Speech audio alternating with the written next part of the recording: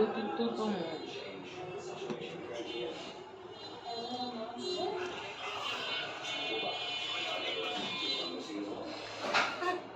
মামা হ্যাঁ কিন্তু আবার ঠিক লাগে ফুলে যাও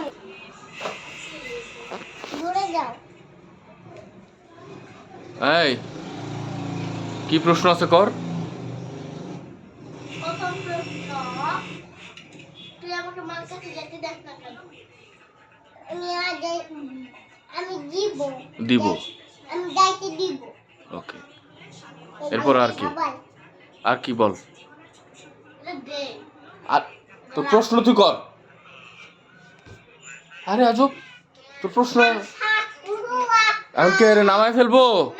তাহলে কি বল? আমি দিলাই একবার, এবার বল তো। ওই যে কি বলে দিয়ে শুন। এবার বল, ইয়া মামা এত কষ্ট, এত সুন্দর একটা বই এনে দিছে, এই বইয়ের মধ্যে কত সুন্দর সুন্দর লেখা, যে শিখানোর জন্য মামা এনে দিছে, আর তুই নষ্ট করে বল আমার কাছে। আমি আর নষ্ট করব না বই আর নষ্ট করবে না। আর কোনো প্রশ্ন আছে? না নামায় ফেলবো? হ্যাঁ নামায় ফেলবো না আর কোনো প্রশ্ন আছে? আর বল তাড়াতাড়ি বল। হ্যাঁ বল তো। তুই পড়তে বস না কেন? নিজে সন্ধ্যাবেলা হইলে তুই মনে করবি না আমি পড়তে বসবো? ও পড়তে বসবে। তুই যাকে পড়তে দেখবি তার কাছে পড়বি। মনে কর আমি পড়তেছি, আমার কাছে পড়বি। আমি মনে কর মামা পড়তেছে, মামার কাছে পড়বি। মামি পড়তেছে, মামি পড়বি, মামির কাছে পড়বি। কিন্তু মামি না, আর নয়তো মামার কাছে পড়বি, আর নয়তো মার কাছে পড়বি, আর নয়তো মামার কাছে পড়বি, আর নয়তো তোর কাছে পড়বি। মামি রান্নে এই যে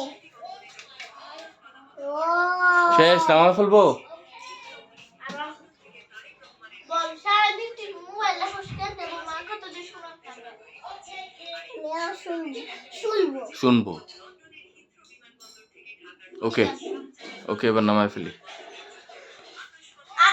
এই বলো, তুমি তুমি প্রতিদিন দুষ্টামি করো কেন? হ্যাঁ, আর তুমি আমাকে পড়ার সময় তো জ্বালাও কেন? আমি আর জ্বালাবো না। আর জ্বালাবে না। বলো বদি মুখ করো, বদি মুখ করো। এসব কি আমার ভালো লাগে? দেখো না আমি এমনি যে রেজাল্ট খারাপ করি।